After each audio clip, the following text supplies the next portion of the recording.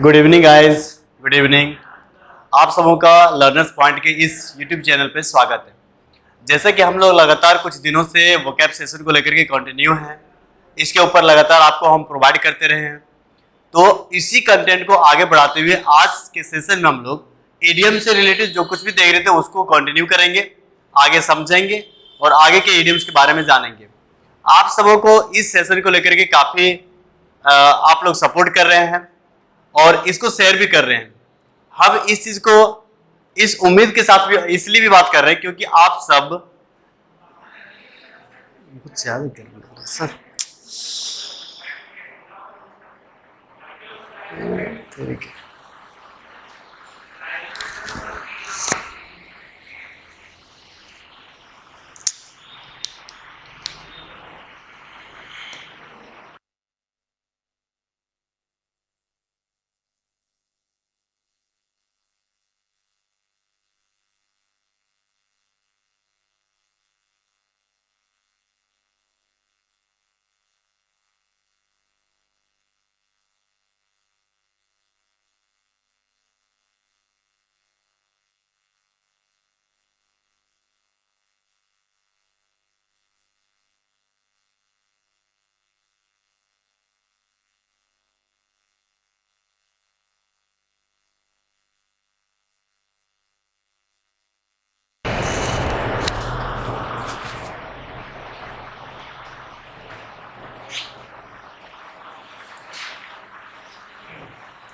Hello guys, good evening. हम आप सबों का एक बार फिर स्वागत करते हैं आज के वोकैब सेशन में। जैसा कि लगभग हम लोग कुछ दिनों से वोकैब सेशन को कंटिन्यू रखे हुए हैं, कंटिन्यू आपको इससे रिलेटेड जो भी कंटेंट हो पा रहा है उसको प्रोवाइड करते रहे हैं। हम आप सबों से उम्मीद रखेंगे कि इस कंटेंट का आप लोग भरपूर फायदा उठा रहे होंगे, आप इसे बार बार देख रहे होंगे, रिवाइज कर रहे होंगे और अपने तैयारी को बूस्ट कर रहे होंगे। तो आपके साथ मिल करके इस सेशन को और कंटिन्यू करते हैं और आज के सेशन में हम लोग आगे आने वाले जो इडियम्स है उसके ऊपर चर्चा करते हैं, बात करते हैं और समझने की प्रयास करते हैं कि इडियम्स क्या चीज है और कि वो जो इडियम है वो हमको क्या प्रोवाइड करने की कोशिश करता है। तो चलिए बिना देर के हुए शुरू करते हैं आज का सेशन और लेते हैं कि आने वाला जो इडियम है वो क्या है। तो लगभग हम लोग 75 नंबर तक के लिए देख लिए थे, जिसमें था द टर्निंग पॉइंट। और द टर्निंग पॉइंट का मतलब भी हम लोग समझ लिए थे, इसका क्या था मतलब द डिसाइडिंग फैक्टर। किसी के लाइफ में हर कभी न कभी एक न बार क्या होता है, टर्निंग पॉइंट आता है। और टर्निंग पॉइंट वो चीज होता है जिसके बाद उसके लाइफ का चीज डिसाइड किया जाता है और उसके लाइफ के जो कुछ भी प्रोग्राम होता है वो काफी चेंज हो जाता है। तो इसको हम लोग देखे थे। इसके बाद हम लोग देखेंगे 76 नंबर। और 76 नंबर पे क्या, on the level. On the level का मतलब होता है ऑनेस्ट, लीगल और अबव बोर्ड। देखिए एक इडियम यहाँ पे तो है ऑन द लेवल, इसका मतलब हुआ ऑनेस्ट, लीगल और इसी तरह से एक और भी इडियम्स क्या है, अबव बोर्ड। और अबव बोर्ड का मतलब भी क्या होता है, लीगल। और अबव बोर्ड का मतलब भी क्या होता है, ऑनेस्ट। तो on the level, above board, इन दोनों का मतलब हो गया ऑनेस्ट और लीगल। ऑनेस्ट का मतलब ईमानदारी तरीके से, ईमानदारी नेचर से, और लीगल का भी मतलब होता है जो चीज आपके लिए, आपके सामने कानूनन रूप से बढ़िया हो, आपके लिए वो चीज अच्छा हो, उसे बोलेंगे ये चीज हमारे लिए क्या है, लीगल है। You can trust Shiva. आप शिवा के ऊपर विश्वास कर सकते हैं क्योंकि शिवा यानी he is strictly on the level, वो पूरी तरह से ऑनेस्ट है, इसलिए आप उसके ऊपर विश्वास कर सकते हैं। तो ऑन द लेवल का मतलब ऑनेस्ट। आप सब ऑन द लेवल हैं क्योंकि आप सब ऑनेस्ट हैं, आप सब अपने पढ़ाई को ऑनेस्ट तरीके से ईमानदारी पूर्वक कर रहे होंगे। 77 नंबर में क्या है, 77 में है to take someone to task. To take someone to task, इसका मतलब हुआ to criticise somebody for doing wrong. गलत चीज करने के लिए किसी को सजा देना, किसी को क्रिटिसाइज करना, उसको डांटना, इसी तरह के चीज के लिए आप क्या इडियम में यूज करेंगे, to take someone to task.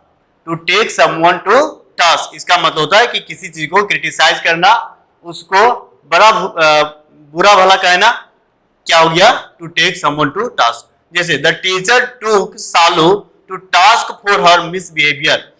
सालू के मिसबिहेवियर के कारण टीचर ने उसको क्या किया, पनिश किया, क्रिटिसाइज किया, लोगों के सामने उसको थोड़ा सा शर्मिंदगी फील करवाया, इसी चीज को हम बोलेंगे to take someone to task. To face the music, to face the music, to face the music का मतलब होता है टू डील विथ क्रिटिसिज्म और punishment for something you have done. जो हम लोग करते हैं इसके लिए हम लोग को कभी ना कभी क्या किया जाता है, पनिश किया जाता है। यदि हम लोग रॉन्ग चीज कर लेते हैं, गलत काम करते हैं, तो चार्ज नहीं हो पाया था क्या? चार्ज नहीं हो पाया था क्या? नहीं पता नहीं, वो ठीक है मुझे ना। हाँ वो तो ठीक है, वो बंद नहीं होता है। सामने वाला लाइट जो है ना, अरे हाँ, ये फैन को रहने के कारण सब ऑन हो गया।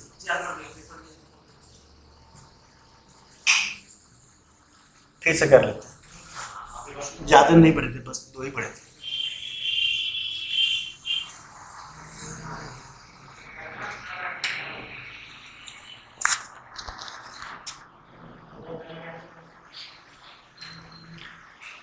हेलो मेरे अरे तेरी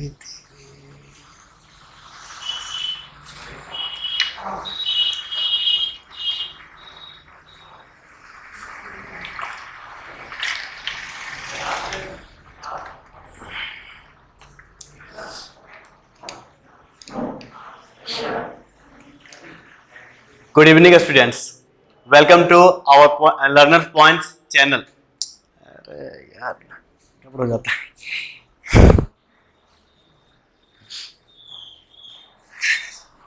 नहीं ठीक है, बड़ा गर्मी लगता है यहाँ से ना, पसीना पसीना आ जाता है। नहीं शायद बैटरी का इशू ज़्यादा हो गया, कुछ चार्ज नहीं हो पाया होगा।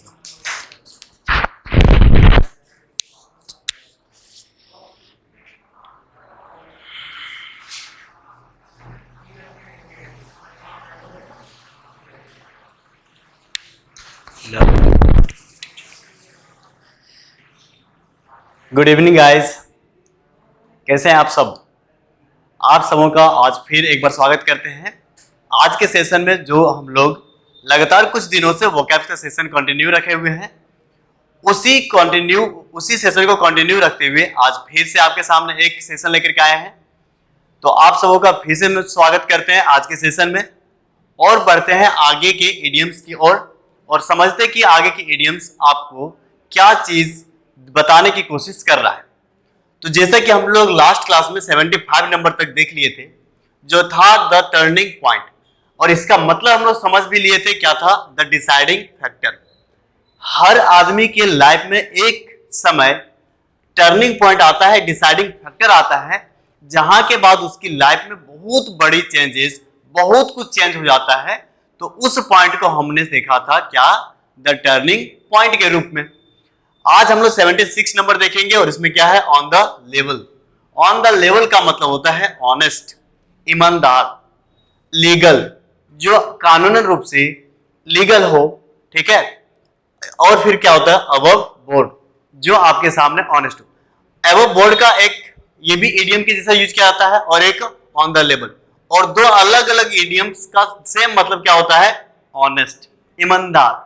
जैसे आप सब हैं, आप सब क्या है, ऑन द लेवल है, आप सब अबव बोर्ड हैं। जैसे कि एग्जांपल में समझते हैं, you can trust Shiva, he is strictly on the level. आप शिवा के ऊपर विश्वास कर सकते हैं। ऐसा क्यों? क्योंकि शिवा यानी he is strictly on the level, वो पूरी तरह से ईमानदार है, पूरी तरह से वो ईमानदार है, इसलिए आप उसके ऊपर विश्वास कर सकते हैं। 77 नंबर में क्या है, to take someone to task. To take someone to task का मतलब होता है to criticise somebody for doing wrong. जब कोई आपके सामने गलती करे तो आप उसे क्रिटिसाइज करते हैं, उसे शर्मिंदगी फील करवाते हैं, उसे लोगों के सामने लज्जित करते हैं। तो इस तरह की चीज को क्या बोलेंगे, इडियम के रूप में, to take someone to task. कैसे बोलेंगे? जैसे कि यहां पे देखिए सेंटेंस में, the teacher took Salu to task for her misbehaviour. Teacher ने सालू को क्या किया, टूक सालू टू टास्क, क्रिटिसाइज किया, उसको ये दिखाया कि तुमने मिसबिहेवियर किया, उसको शर्मिंदगी फील करवाया। तो इस तरीके से आप सेंटेंस में यूज करेंगे। अब इसी सेंटेंस में टुक टू टास्क, इसका मतलब यदि पूछ दिया जाए तो आप क्या बोलेंगे? To criticise. टू क्रिटिसाइज, किसी को शर्मिंदगी फील करवाना, उसको मतलब बेइज्जत करना। तो बेइज्जती करने वाले भी टर्म को हम लोग क्या बोलेंगे? To take someone to task. To face the music, to face the music का मतलब होता है टू डील विथ क्रिटिसिज्म और punishment for something you have done. यदि आप कुछ गलती किए हैं, कुछ गलत काम कर चुके हैं, तो आपको उसके लिए दंड दिया जाएगा, आपको उसके लिए क्रिटिसाइज किया जाएगा, और उस क्रिटिसाइज को सुनने के लिए, उस पनिशमेंट को उस सजा को पाने के लिए आप अपने आप को क्या करते हैं? उस तरीके से ढाल लेते कि चलो ये सुनना पड़ेगा, ये सुनेंगे, कोई बात नहीं, क्योंकि हम गलती किए हैं। तो जो काम आप कर रहे हैं, उस चीज को जो आप सहने के लिए, जो अपने अंदर जो क्वालिटी डेवलप कर रहे हैं, उस तरह की चीज को आप क्या बोलेंगे? To face the music. जैसे बोलेंगे I have to face the music because I have done this wrongly. इस चीज को हमने गलती तरीके से कर दिया, इसलिए मुझे क्या करना पड़ेगा? हमको डील करना पड़ेगा, क्रिटिसाइज सहना पड़ेगा, क्रिटिसिज्म को झेलना पड़ेगा, हमको बेइज्जती किया जाएगा, फिर भी हम झेल लेंगे। जैसे he is prepared to face the music for his conduct at the meeting. जो मीटिंग में उन्होंने किया वो गलत था, खराब था, इसके लिए उसको क्या करना पड़ा? अपने आप को प्रिपेयर करना पड़ा। किस चीज को लेकर के? To face the music. वो जो क्रिटिसाइज हो जाता, लोग उसको लेकर के क्रिटिक्स करते, ठीक है, कमेंट्स करते, उसको सहने के लिए। तो टू फेस द म्यूजिक का मतलब होता है कि to deal with punishment. 79 number में है an open book. An open book का मतलब होता है इजिली अंडरस्टैंडेबल। जो चीज आसानी से समझा जा सके उसे बोलेंगे क्या है ये चीज? Open book. जो चीज आपके लिए बहुत इजी हो, आप इजी से उसे देख करके समझ लेते हैं, ऐसे चीजों को क्या बोलेंगे आप? An open book. जैसे the story of this movie is an open book. कोई मूवी था, उस मूवी का जो स्टोरी था वो शायद कुछ समय के लिए चला, लोग समझ लिया कि आने वाले जो कुछ समय में जो इसमें होने वाला स्टोरी है वो ऐसा है, ठीक है। तो इस तरह की चीज को क्या बोलेंगे? An open book. The story of this movie is open book. 18 number में क्या है? To smell a rat. To smell a rat, इसका मतलब होता है to suspect that something is wrong about a situation. कुछ तो गलत है, बोला जाता है ना सियारी में, कुछ तो गलत है दया। तो वहां पे वो क्या सोच रहा है? क्या सोच संदेह कर पा रहा है कि हाँ कुछ तो हुआ है। तो उसी चीज को इंग्लिश में क्या बोलेगा? To smell a rat. To smell a rat. I don't think this was an accident, I smell a rat. कोई एक्सीडेंट हो जाता है तो लोग बोलते हैं कि नहीं, मुझे तो नहीं लगता कि ये एक्सीडेंट है, कुछ तो इसमें गड़बड़ है। I can smell a rat, मुझे वो भनक लग रहा है, कुछ तो गड़बड़ है। इस चीज को बोलते हैं to smell a rat. Off and on. Off and on, जैसे from time to time, now and again. कुछ समय के बाद वो चीज को करना, आज किए, हो सकता है कि कुछ समय के बाद यानी एक सप्ताह के बाद किए, तो इसी को क्या बोलेंगे? Off and on. From time to time, कुछ कुछ समय के बाद। जैसे सी ऑलवेज रिमेन्स सिक, वो हमेशा बीमार रहती है, इसलिए she has to visit to doctor off and on. इसलिए उसे डॉक्टर के पास एक रेगुलर तरीके से टाइम टू टाइम क्या करना चाहिए? विजिट करना चाहिए, डॉक्टर से मिलना चाहिए, ठीक है। 82 में a white elephant. A white elephant का मतलब होता है a thing that is useless and no longer needed but costly. एक ऐसा चीज जो आपके बेहतरी के लिए ना हो, आपके यूज के लिए ना हो, बकवास हो, ठीक है, और आगे आने वाले समय में भी आप उसका यूज नहीं कर सकेंगे, ऐसी चीज हो, लेकिन वो बहुत महंगी भी हो। दैट्स वाई उसे आप क्या बोलेंगे? A white elephant.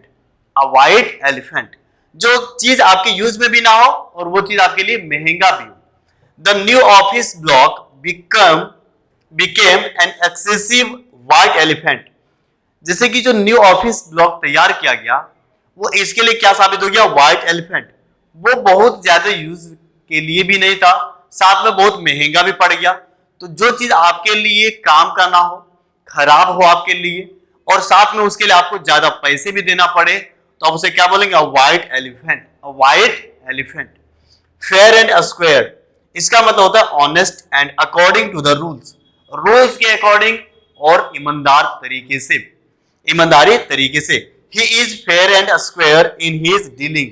वो कुछ भी चीज का डील करता है, कुछ भी चीज को यदि वो सौदेबाजी में लाता है तो बहुत अच्छे तरीके से लाता है, ईमानदारी तरीके से लाता है, इसलिए बोलेंगे ही इज फेयर एंड स्क्वेयर। वो बहुत ईमानदार है किस चीज में? अपने सौदेबाजी में। ऐसे बहुत सारे दुकानदार को लेकर के हम लोग का परसेप्शन होता है कि वो दुकानदार बहुत ईमानदारी तरीके से क्या करता है? डीलिंग करता है, सामान के साथ सौदेबाजी करता है, बार्गेनिंग करता है। तो आप वहां पे यूज करेंगे कि ही is fair and square. 84 number में क्या है? पे थ्रू हिज नोज। बोलते हैं ना कि उसको नाक रगड़वा करके ले लेंगे पैसे। इसका मतलब होता है कि उसको पैसे देना है तो देना है, देना पड़ेगा तो देना पड़ेगा। तो इसी को इंग्लिश में बोलेंगे कि पे थ्रू हिज नोज, टू पे too much money for something. बहुत ज्यादा किसी के लिए पे करना और पे करना ही, ठीक है, वहां पे करना ही पड़ेगा, इस तरह की चीज को बोलेंगे to pay through his nose. We paid through the nose for that vacation. किसी चीज को लेकर के, किसी वैकेशन को लेकर के प्रोग्राम किया गया था, उसके लिए बहुत ज्यादा पैसे देने की जरूरत पड़ गया, तो वहां पे क्या बोलेंगे हम लोग कि we paid through the nose. मुझे बहुत देना पड़ा, बहुत ज्यादा एक्सेस खर्चा हो गया, ठीक है। आप कभी कुछ सामान भी खरीदते होंगे तो आपको लग रहा हो कि इतना पे नहीं करना था, लेकिन इतना पे करना पड़ गया, क्योंकि आप उलझ जाते हैं उस सिचुएशन में कि वहां से छोड़ करके भी नहीं आ सकते। तो इसको क्या बोलेंगे? वी पे थ्रू हिज नोज। टूक टू हिज हिल्स, इसका मतलब होता है रेन अवे, भाग जाना, जल्दी से भाग जाना। Took to his heels, as soon as the thief saw the police he took to his hills. जैसे ही पुलिस को, चोर ने पुलिस को देखा, पुलिस क्या हो गया? पुलिस क्या हो गया? टूक टू हिज हिल्स, तुरंत से भाग खड़ा हो गया। तो इसी को बोलेंगे टूक टू हिज हिल्स। बहुत सारे ऐसे सिचुएशन में ना चोर क्या करता है? भाग जाता है, तो उस सिचुएशन को क्या बोलेगा वो? Took to his heels. 86 number में put two and two together, दो और दो को एक साथ सम करना।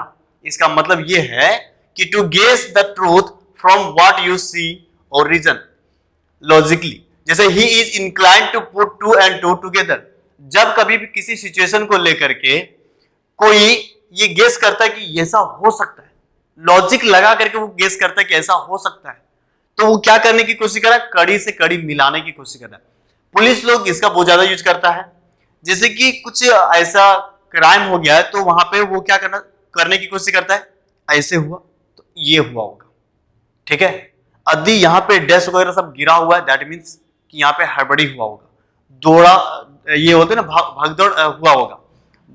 तो इस तरह की चीज को क्या बोलेंगे कि put two and two together. 87 में होता है एचलेस हिल। एचलेस हिल का मतलब होता है अ वीक पॉइंट, आपका वो कमजोर चीज, आपकी वो, जैसे बोलते हैं ना कि मेरा ये कमजोरी पॉइंट है। पुराने जमाने की जब आप मूवीज देखते होंगे तो मोस्टली जितने भी हीरो हैं उसके जो वेचलेस हिल होते हैं वो क्या होती थी? उसके हीरोइन या फिर उसकी सिस्टर या फिर उसके फैमिली वाले। गुंडे लोग क्या करते थे? उसके फैमिली वाले को, किसी को किडनैप कर लेते थे, फिर जो आपका हीरो है वो अपने आप को सरेंडर कर देता था, क्योंकि उसकी जो वीक पॉइंट था वो उसके फैमिली वाले, उसके जो लीड कैरेक्टर में हीरोइन रहती थी वो, या फिर उसकी सिस्टर।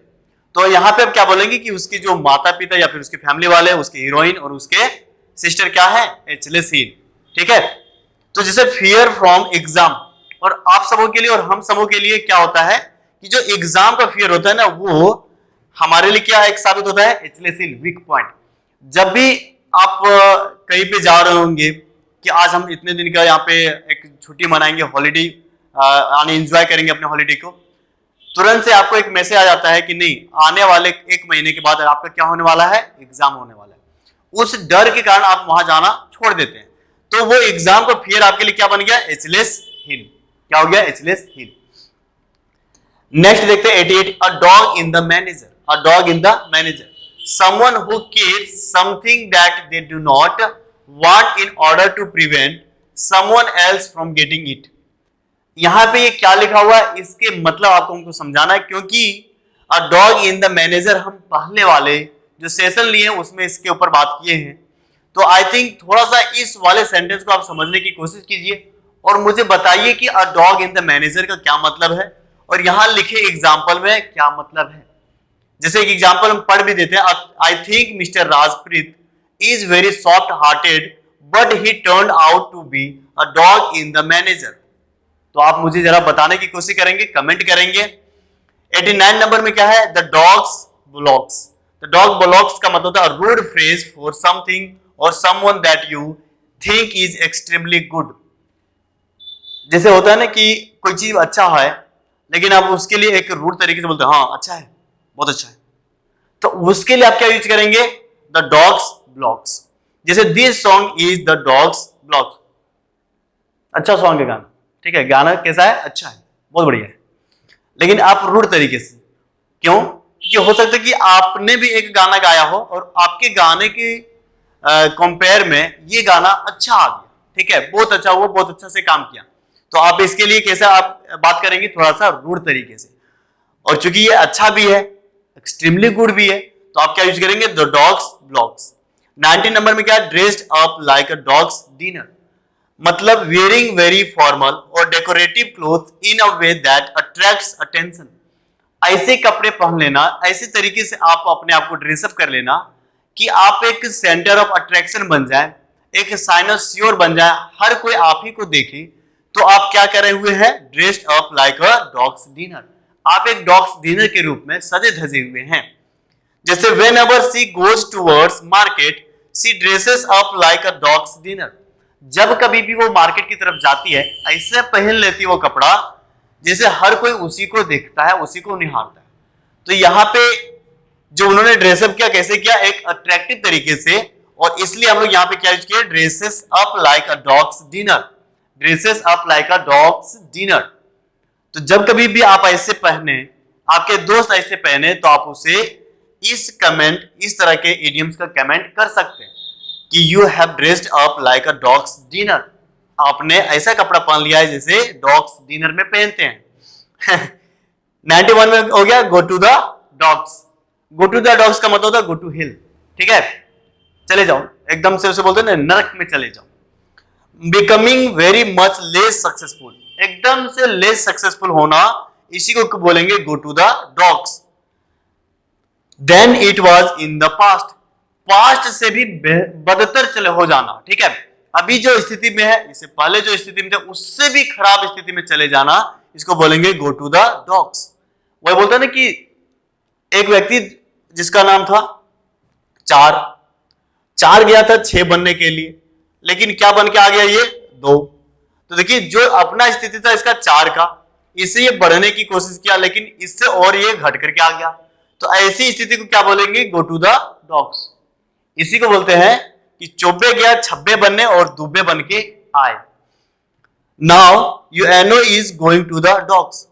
जो यूएनओ है, बहुत सारे देश इसको लेकर के कमेंट कर रहा है कि अब यूएनओ को उस तरीके का इस्टेब्लिशमेंट नहीं रहा, उसका उस तरह का प्रभाव और भी देशों के ऊपर नहीं रहा, तो उसे हम क्या बोलेंगे कि ये जो चीज है ये कहां जा रहा है? Go to the dogs. वो गोइंग टू द डॉग्स हो रहा है ना, धीरे धीरे डिक्लाइन हो रहा है। और कैसे डिक्लाइन हो रहा है? जो जैसा ये पहले था उससे भी ज्यादा खराब।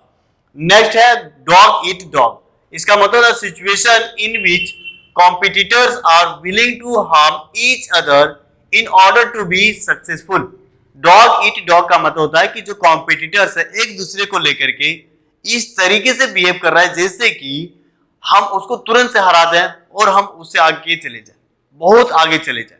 तो situation in which competitors are willing to harm, और वो हराने के साथ साथ इस तरीके के भी इंटेंशन में आ जाए कि उसको नुकसान कर दे, उसको हम हार्म कर दें, उसके बिजनेस को हम एकदम से डिक्लाइन कर दें, ठीक है, एकदम से क्षति कर दें। तो इस तरह के जब सिचुएशन आने लगे तब क्या बोलेंगे कि डॉग इट डॉग का जो एक सिचुएशन है वो क्रिएट हो रहा है। जैसे कि the fast growing telecom industry was a dog eat dog world where firms were either looking to expand or ripe for take over.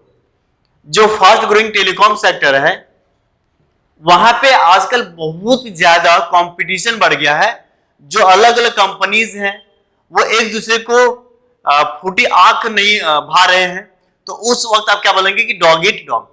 Example में यही कहने की कोशिश किया गया है कि जो टेलीकॉम सेक्टर जहां पे आज बहुत ज्यादा विकास हो रहा है वहां पे डॉग इट डॉग जैसा एक वर्ल्ड क्रिएट हो गया है, और ऐसा लग रहा है कि जो फर्म्स है वो एक दूसरे को एक्सपेंड करने के लिए, राइप करने के लिए काफी ज्यादा एक दूसरे को क्या कर रहे हैं, मतलब क्षति कर रहे हैं और एक दूसरे को वो कॉम्पीट करने की कोशिश कर रहे हैं। 93 नंबर में क्या है, eat your on dog food, मतलब होता है कि use the products that it makes in its on business activities rather than using products made by other companies। कोई कंपनी वाले यदि अपना ही प्रोडक्ट, मान लीजिए कि एक गाड़ी बनाने वाला है, अब वही गाड़ी बनाने वाले जो कंपनी है वो सीट कवर जो भी होता है वो भी खुद बना रहा है, टायर भी जो है वो खुद बना रहा है, इंजन के जो पार्ट्स है वो खुद बना रहा है और खुद बना करके सारा कुछ यूज कर रहा है, तब उस कंपनी का जो ग्रो है बहुत ही फास्ट हो जाता है, बहुत जल्दी वो एक्सपेंड करता है। तो उस सिचुएशन में हम लोग क्या बोलेंगे कि this company is eating your his on dog food, वो जो कंपनी वो अपना खुद का बनाया हुआ प्रोडक्ट्स यूज कर रहा है। The company which makes high tech equipment could not have grown as fast as it has without eating lots of its own dog food. जो कंपनी है यदि वो पहले अपने सामान का यूज नहीं करता था तो उस वक्त उसका जो डेवलपमेंट था, ग्रोथ था, वो कम था।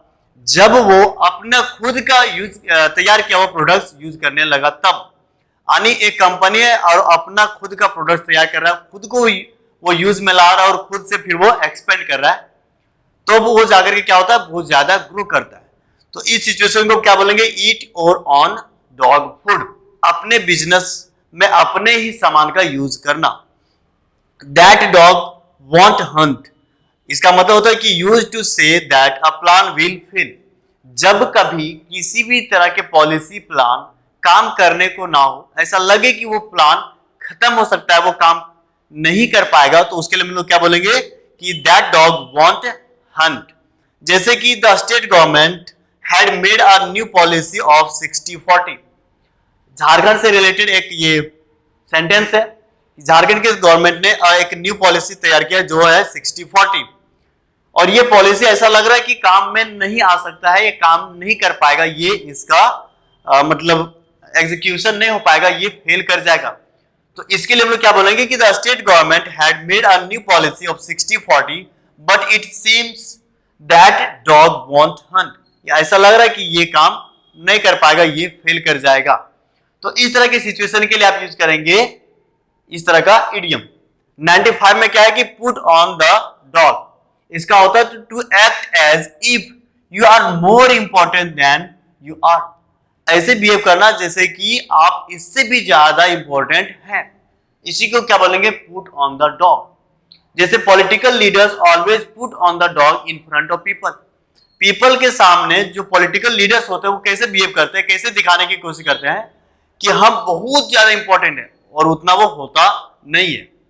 हम आपके लिए हर संभव आपकी मदद करेंगे पर करता नहीं है, तो ऐसे में वो क्या दिखाने की कोशिश करता है कि हम आपके लिए बहुत ही बेहतर है, और बेहतर होता नहीं। तो उसी को बोलेंगे कि उन्होंने क्या करा हुआ है, अपने ऊपर पुट ऑन द डॉग, मतलब वो एक तरह से बिहेव करने की कोशिश कर रहा है। A dog's breakfast, a dog's breakfast का मतलब होता है कि समथिंग और someone that looks extremely untidy और something that is very badly done. Untidy का मतलब होता है गंदा, अनटाइडी का मतलब गंदा या फिर उलझा हुआ, और बैडली डन का मतलब खराब तरीके से किया हुआ, खराब तरीके से किया हुआ। तो इसका मतलब हो गया कि अ डॉग्स ब्रेकफास्ट का मतलब हो गया कि समथिंग और someone that looks extremely untidy और something that is very badly done, ऐसी चीज जो बहुत ही खराब हो, बहुत ही गंदे तरीके से किया गया काम हो, तो उसके लिए बोलेंगे a dog's breakfast. A rag picker always looks as a dog's breakfast. अब कोई रेग पिकर हो, कूड़ा बीनने वाला हो, आप उसको देखेंगे तो हमेशा कैसे दिखेगा, आपके सामने गंदा दिखेगा। तो उस तरह के व्यक्ति के लिए भी हम लोग क्या यूज करेंगे, अ डॉग्स ब्रेकफास्ट। 97 में क्या, a dog's life, a very unhappy and unpleasant life. कुत्ते की जिंदगी कैसी होती है, बहुत ज्यादा तो आनंद भरा नहीं होगा, वो एकदम से बदतर होता, बहुत ही खराब होता है। जब आप सक्सेस की ओर नहीं जाएंगे तो आपके सामने एक बहुत ही खराब दिन के जैसा लगेगा कि नहीं, आप मतलब कैसे काम करें, ये होगा, इसको कैसे मेंटेन करें, तो आप हमेशा एक बर्डन में रहेंगे, एक टेंस में रहेंगे। तो उस तरह की जिंदगी को क्या बोलेंगे? A dog's life. इसलिए try to live happily, don't lead a dog's life. इसलिए अपनी जिंदगी में ना हमेशा खुश रहने की कोशिश किया जाना चाहिए। हमेशा बेहतर को लेकर के एक तत्परता दिखानी चाहिए, एक्टिव दिखाना चाहिए, एक बेहतर की तैयारी में रहना चाहिए, बेहतर फ्यूचर को क्रिएट करने की कोशिश करना चाहिए, ना कि अ डॉग्स लाइफ के जैसा जीवन बिताने की कोशिश करना चाहिए। तो अ डॉग्स लाइफ का मतलब होता है अ वेरी अनहैप्पी और अनप्लीजेंट लाइफ, जिसमें ना आप खुद को खुश रख रहे हैं, ना अपने फैमिली वाले को खुश रख पा रहे हैं, ना ही आप अपने बढ़िया से कपड़े को पहन पा रहे हैं, ना आपने अपने बच्चे के लिए कुछ कर सकने में सक्षम है। तो आप कैसी जिंदगी जी रहे हैं? अ डॉग्स लाइफ। 98 में क्या है? Give a dog a bad name. इसका मतलब होता है कि when a person already has a bad reputation, it is difficult to change it because others will continue to blame or suspect him or her. जब आप एक बार ना अपने आप को गिरा लेंगे किसी के नजर में, तो कभी भी लोग आपको ऊंचे नजर से तो देखेंगे नहीं, वो आपको हमेशा उसी गिरे हुए नजर से देखेंगे। या यदि आप उस गिरे हुए नजर से ऊपर आने की कोशिश करेंगे तो आपके लिए बहुत ज्यादा टफ हो जाएगा, बहुत ज्यादा डिफिकल्ट हो जाएगा। तो ऐसे चीजों के लिए क्या बोलेंगे कि give a dog a bad name. जो जैसा किया हुआ रहता है अपने पास्ट में, फ्यूचर में भी उसको वैसे ही नाम मिलता है, वर्तमान में भी लोग उसको उसी नाम से चिढ़ाते हैं। तो आप ध्यान इस चीज का रखिए कि आप आज जो कर रहे हैं वो आपके लिए एक बेहतर पास्ट बन पाए, तब जाकर के आपके फ्यूचर में आपको बढ़िया नजरिए से देखा जाएगा, और उसके बाद आने वाला जो फ्यूचर होगा आपके लिए बहुत ही ज्यादा ब्राइट होगा। तो ध्यान रखें कि give a dog a bad name भी एक इडियम होता है। दैट मीन्स कि आज जो आप कर रहे हैं इसी का आपको एक आउटकम्स आपके फ्यूचर में मिलेगा। इसलिए आज की जिंदगी को बढ़िया से, आज के दिन को, हर एक लम्हे को, हर एक पल को बढ़िया से यूज करने की कोशिश कीजिए। अपने आप को साबित करने की कोशिश कीजिए, अपने उस सपने को पूरा करने की कोशिश कीजिए कि फिर से आपको इस तरह के इडियम का जरूरत ना पड़े, आपको जिंदगी में ऐसी इडियम्स का सामना करने की जरूरत ना पड़े। आप जिस समय जो भी करेंगे आपके लिए लोग उस चीज को लेकर के आपका क्या बोला जाए कि आपको एक लर्न किया जाएगा, आपकी सराहना किया जाएगा। तो वैसे काम को करते रहना है। तो give a dog a bad name का मतलब होता है कि जो रेपुटेशन पहले से आप खराब कर चुके हैं उसी को आपके फ्यूचर के साथ ऐड कर दिया जाएगा। जैसे कि एग्जांपल में है कि ए नाम का एक व्यक्ति है, वो बोलता है कि ever since I failed my exam my teacher sees me as a slacker no matters what I do. एक बार मैंने क्या एग्जाम में फेल कर दिया, मेरे टीचर हमेशा मुझे कैसे देखता है? As a slacker. मतलब इसका मतलब नालायक, कि ये व्यक्ति और भी कुछ नहीं कर सकेगा, ए नंबर का नाकामयाब व्यक्ति है। तो क्या कौन बोल रहा है? ए नाम का, कि हम एक बार क्या फेल कर गए अपने एग्जाम में, मेरे टीचर हमेशा मुझे देखता है किस नजरिए से? नालायक के नजरिए से। तो इसी को भी रिप्लाई देता है और क्या बोलता है कि well give a dog a bad name, right. पता नहीं तुमको कि जैसे पास्ट में आप करे हैं, जैसे पास्ट में आपने किया है वही चीज आपके साथ थोपा जाएगा। तो इस तरह का भी आपके साथ सिचुएशन हो जाएगा कि आप किसी के सामने ये बोलेंगे कि एक बार मैंने क्या गलती कर दिया है, लोग हमेशा मुझे उसी नजरिए से देखता है। क्यों देखता है? क्योंकि इस तरह का भी इडियम्स होता है। 99 में क्या है? Let sleeping dogs lie, not talk about a bad situation that most people have forgotten about. इसका मतलब होता है कि जो चीज आप बचपन मतलब पास्ट में कर दिए हैं उसको वहीं रहने दो, उसको उखाड़ने की कोशिश ना करें। जैसे बोलते हैं ना हिंदी में कि गड़े हुए मुर्दे को उखाड़ना, इसी को बोलते हैं कि लेट स्लीपिंग डॉग्स लाई, कि गड़े हुए मुर्दे को ना उखाड़ो, जो हो गया उसको छोड़ दो। बीते हुए बात को क्यों उखाड़ रहे हो? बीते हुए बात को क्यों आप बाहर ला रहे हो? इसको बोलते हैं कि लेट स्लीपिंग डॉग्स लाई। बीते हुए बात को वहीं रहने दो, उसको वहीं मिट्टी डाल दो और वहीं पे नीचे मतलब कर दो, उसको ऊपर लाने की कोशिश मत करो। Let sleeping dogs lie because most people have forgotten about. उस चीज को मत लाओ क्योंकि मोस्ट पीपल जो है उसको भूल चुके हैं, अधिकतर लोग उस चीज को भुला दिए, तो फिर उसको आज उखाड़ने की क्या मतलब जरूरत पड़ गया है, उसको छोड़ दो। 100 नंबर में क्या है कि एट डेगर्स ड्रॉन, मतलब होता है कि to have the bitter enmity. Daggers का मतलब हो गया तलवार, और तलवार निकाल करके तैयार, ठीक है, उधर से भी व्यक्ति ने तलवार निकाल करके तैयार है। इसका मतलब कि दुश्मन की वो जो एक दुश्मन की बोल सकते हैं ना कि एनिमिटी की जो भावना है, दुश्मनी की जो भावना है, इतना बढ़ गया कि वो दोनों अब लड़ाई के लिए उतर गए हैं। इसी को बोलेंगे कि एट डैगर्स ड्रॉन, उन्होंने अपना तलवार निकाल लिया है। मतलब पहले तो बात बात में लड़ रहा होगा, लेकिन अब इतना मतलब बात बात में लड़ाई बढ़ गया आगे कि दोनों लाठी और तलवार लेकर के सामने आ गया। इसका मतलब होता है कि जो एनिमिटी है वो बहुत ज्यादा बीटर हो जाना, बहुत हद को पार कर देना। The quarrel between the two brothers has grown more bitter now and they are at daggers drawn। इतना बढ़ गया उसके अंदर की वो दुश्मनी की भावना कि दोनों भाई तलवार निकाल करके, लाठी निकाल करके सामने आ गया है। तो उस सिचुएशन के लिए क्या बोलेंगे, एट ए डेगर्स ड्रॉन। ठीक है, तो आई होप कि ये जो सेशन है आप लोग को बहुत अच्छा लग रहा होगा, आप सब इसे एंजॉय करके पढ़ रहे होंगे, आपके एग्जाम में इसका बहुत ज्यादा सपोर्ट है।